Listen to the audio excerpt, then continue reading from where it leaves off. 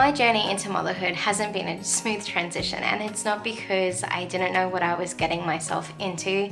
It was because I didn't know who I was as a person. Hey, I'm back and welcome to Sequential Parenting. Today's video, I am taking you back to where it all began, and that is my journey into motherhood. I really want to share my story because I feel like I'm not the only one who struggles to become a mom, even when you think you are prepared for what is ahead of you.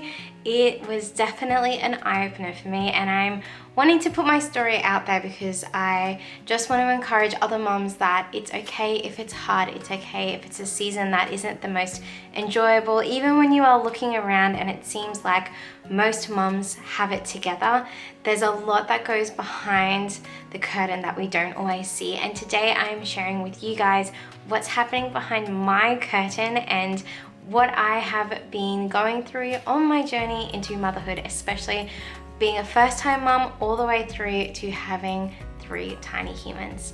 So if you like the sound of this video, please give it a big thumbs up so I know that you like this sort of content. If you haven't subscribed to our channel, then please click that red subscribe button and tap the bell to get notified. Here on our channel, we upload all things about sequential parenting and getting the most out of your everyday life, even though it can be quite chaotic in this season of the early years. And let's get right into it. If this is our first time meeting, then thank you so much for clicking on today's video. My name is Beck and I am a mom to 3 gorgeous little human beings. Amira, who is getting ready for prep, so she's about 4.5 years old. Zoe, who is 2.5 years old, and Phineas, who is 4 months old. We also had a miscarriage in 2019, and so that's been a huge part of my motherhood journey. But let's take it all the way back to the beginning of 2016 when we became parents for the first time. Now, becoming a parent, I thought that I had a good head start because I am a qualified primary school teacher. I thought my degree was going to equip me for motherhood, learning about child psychology, learning about how they are to be developed by the time they get to school and how to support them while they're at school, and knowing that insider information to support them when they are school age. But boy, oh boy, was I very wrong in how I was going to cope with being a mum. Becoming a mum for the first time was a really hard process for me to do because I had read all the books, I had done all the courses, and my firstborn daughter, Amira, was nothing like the books and courses said that she was going to be like, and I struggled so hard. And all of my strategies that I had built up over my teenage and young adult years all were stripped away because all of a sudden I was sleep deprived, I was being touched frequently, I had noise constantly going into my senses, and it was a really hard time for me to not only look after a newborn for the first time, but also to figure out what was happening in my brain and in my body. And it was a really hard journey that I didn't even have answers to at this stage. As a first-time mom, I was absorbed with trying to do things right. I wanted the best for my baby, and I didn't understand why every other mom could do it and I couldn't. I thought that having a sleep routine would give me some predictability and some security, knowing when to feed and when to sleep, but Amira still needed extra support, and I just didn't have the wisdom to know what my options were. And so I would feed her, and then I would get sensorily overloaded from all the touch, and then I would put her down and then she would be upset, and then I would get overloaded from the constant crying. And the first year of her life, I was so depressed because I just felt like I was failing and I wasn't able to do it, even though I wanted to be a mom and I wanted to be the best mom that I could be for Amira, and I just didn't know why I couldn't do it like everybody else. When we fell pregnant with Zoe, things were starting to become easier. We were falling into a better routine. Amira was starting to communicate because I had taught her sign language so that I didn't have to guess what she needed or what she wanted, and things were going on the up and up. overall I had stopped breastfeeding and she was getting better at sleeping. So all the things that were triggering me and becoming really big things that were causing me to have depression and anxiety were starting to lift, which was really helping me to bond with her and becoming a better mum. However, when Zoe joined our family, we went back to square one of having a newborn baby that needed constant touch. That breastfeeding was something that I chose to do, which then overloaded my senses, and she would only take to the breast. She didn't want a dummy, she didn't want a bottle, and when she wasn't being soothed that way, she would be screaming, which would be essentially overloading to the maximum. And this was when I knew things just weren't right for me, and that motherhood shouldn't be this hard all the time. And all the strategies that I had figured out, I had no capacity to do anymore. I wasn't able to mask, to have things together.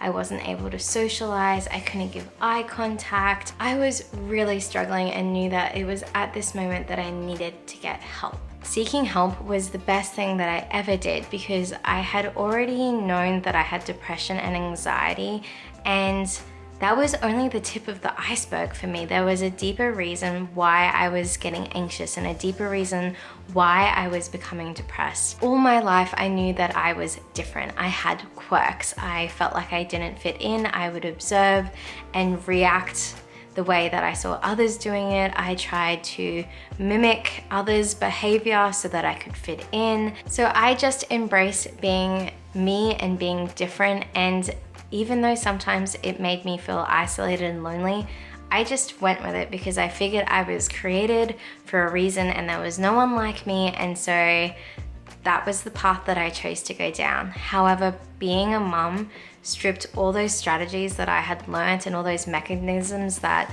I was protecting myself with, because I no longer had the ability to control and to monitor how I was coping, because it was no longer about me anymore. It was about being a mom, which isn't a bad thing, but I realized that I needed to give myself some self-care, otherwise I was going to get burnt out. While Zoe was a baby, that I sought help from psychologists and specialists to figure out why my brain was ticking the way it was, why my body was reacting the way it was. It was through this process that I found freedom, because I was able to implement strategies so I would no longer feel overwhelmed sensorily, that I could feel like there was some sort of control in my life again, so that I could be the mom that I wanted and desired to be. We finally realized as a family that for me and my brain, I needed routine.